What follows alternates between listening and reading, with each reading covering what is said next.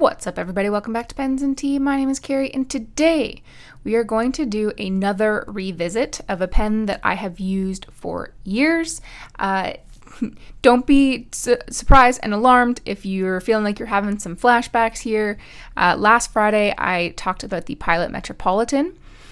This Friday, I am talking about the Pilot Custom 74.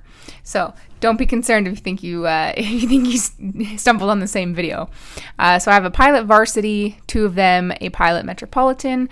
I have two Pilot Custom 823s and one 912. I actually had two 912s, but the one with the Waverly nib I am selling or has sold by this point, but I have the one with the Falcon nib and a custom ebonite feed.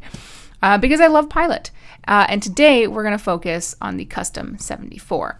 I have made so many videos on this pen because I think it's really, really solid, and I think it's one that everyone should try at least once. And I have had multiple Pilots, multiple Custom 74s in my collection. I've used the purple one, I've used the orange one, I owned the clear, like completely demonstrator one, and then obviously this blue one. The completely clear demo version that I did sell. I had a fine nib on that, and I purchased that pen when I was in my like super fine writing phase. Then I kind of fell out of that, and I pretty much sold all of my fine nibs or extra fine nibs, and the fine Pilot writes really fine, like really fine. The difference between the fine and the medium is quite drastic. So just be aware of that going in. Do check out Goulet Pens. They have like a nib nook there where they do compare the sizes, and there's a very large difference between the fine and the medium. The fine definitely writes like an extra fine, a Japanese extra fine at that. So it was just too fine for me, and I just found like I never really used it. But I liked the build of the pen. I liked the way that it felt in my hand. And so about a year later, I decided to get another one, and I was able to try other people's Custom 74s with different nib sizes and decided that a medium was right for me. This medium is probably slightly less broad than like a Western medium, but it's pretty close. And I love the way that this feels. So if you want to see like many videos, just search my channel. I've talked about this pen in depth many times, but I just stinkin' love it. It's not a perfect pen by any means. There are some things that people hate about this pen. One of them being the fact that the grip section is slightly translucent, which means that you see, and it's difficult to see now, but you can see the ink that is in between, if I can focus this, in between the actual grip section and the nib housing. That happens on all pens, but because this is slightly translucent, you can see it. So when you clean out your pen, you can see an ever so slight amount of ink and or water that gets trapped in there. That irritates the bonkers out of some people. It does not irritate me because most of the time I put very similar color inks into here, so it doesn't bother me. And like I said, it happens on all pens. It's just that you can see it. And it's so small, and if you don't use it for a while, it does evaporate out, but it is something that people really hate. Some people also do not like the converter that it comes with. It comes with the Con 70. This is the new Con 70 that you basically have to have your converter in straight up to operate and get a full fill. If you have it like just slightly angled, it doesn't full fill. So that does suck when you're filling out of a sample vial or a bottle that doesn't really have a ton of ink left in. I've been filling this one with Montegrappa Harry Potter Ravenclaw Blue. I filled it a couple times from here and have not had an issue, but that's because this is a large sample vial. So I haven't had to tilt it yet. But when you do tilt it, you do get a lot of bubbles. So not so much with the older converters, but that is something that people hate with the new one. And then I would say the last thing that people don't really care for with the way that this pen is actually the way that it writes, which is the ultimate do or die with this pen, because I adore the way that this writes, but it is a little unique. There are some characteristics that a lot of people really, really dislike. But as always, I will throw in the standard.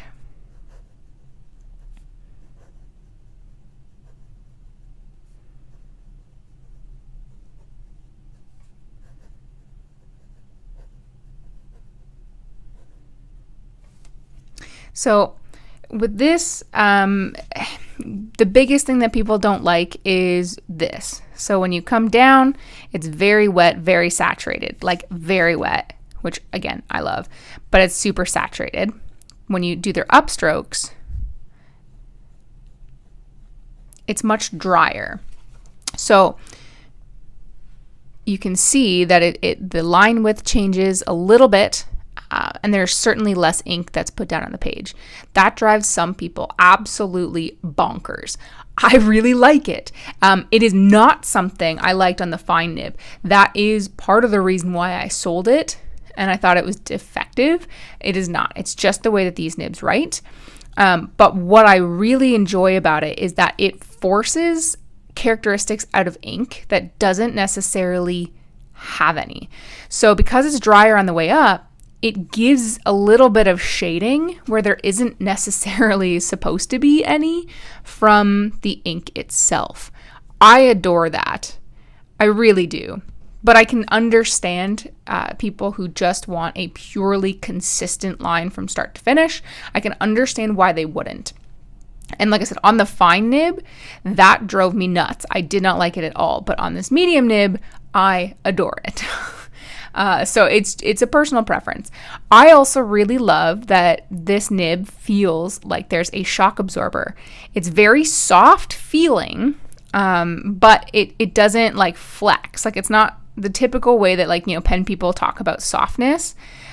Is the line variation you get between no pressure and some pressure. And certainly there's a good amount. You can probably go a full nib size. But when you're writing, it just feels like there is a shock absorber there, which some people like because it cushions the blow. It makes for a really pleasant journaling experience, for example. But some people don't. They want something that feels harder because it gives them more control and consistency. And I think that's why this pen is a love or hate pen, because for those who want pure consistency, this pen is not for you. It is ironically, it's perfectly consistent in the sense that it's solid. It always performs. It never skips, never hard starts, never has any actual problem. But those unique characteristics, that shock absorber feel and the drier line on the upstroke, gives it a unique feel that some people don't like. I happen to adore it. And that is something that does not happen on any other Pilot pen. It's super unique to the Custom 74. And that, I think, is why I love it so much. This pen has so much personality. And it's just super unique. I mean, there's the typical ball, style thing that I don't super love. I don't hate it. It just sort of is there. The band around here just says Custom 74. I did keep the sticker on, but you can turn that off, so no warnings. Wow, I just got a weather warning pop up on my phone while I was recording this. No worries is what I meant to say there. There's not a whole lot of frills about this pen when it comes to the actual material. To speak harshly, it's basic plastic. There's not a ton going on, but I do appreciate that this is metal. It does seem like it's going to last a while. I've never had any cracking issues. I've never really heard of cracking issues, but it is, I guess, possible. It fits really nicely in my hand, like really nicely, and the threads and step up are super smooth, and it does push to post if that's your jam as well. It just doesn't happen to be mine.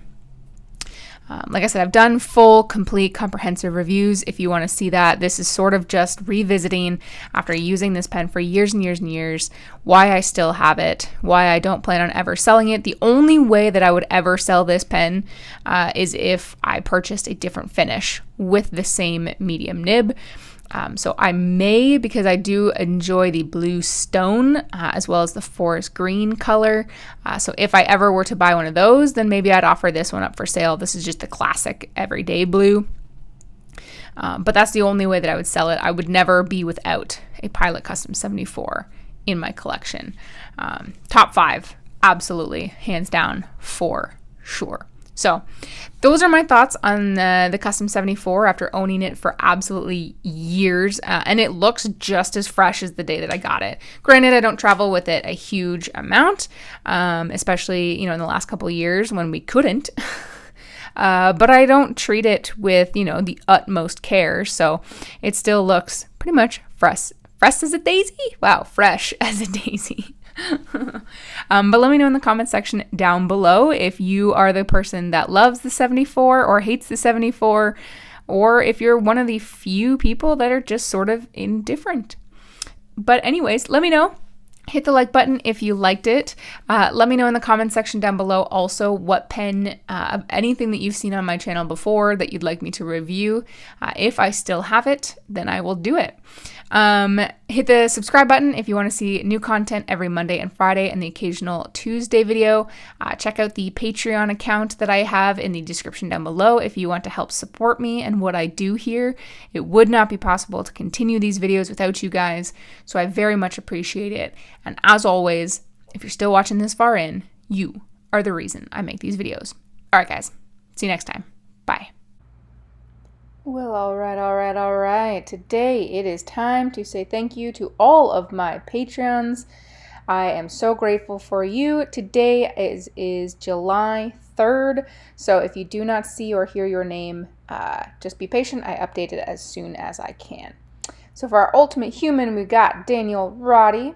And then for my VIPs, we have Glenn Kelly, Joan Worthman, Brian Hunter, Aaron C., Luna Wolf Games, Bobby A. Bailey, Bass, Weilei Chang, Brian Law, Lucas Bell, Aubrey Madcourt, Marissa Calvo, Eric Lineman, Jessica Chow, Stephen Baldwin, Carol Lowry, Michael Simon, Sean Sturdy, Catherine Molina, Robert Myers, Bill Pemberton, Karen Epstein, Gretchen Peters, Subi1 Kenobi, Bianca Andrews, and DigitalTent.tech. And lastly, but not least, McCall Bennett Lawrence.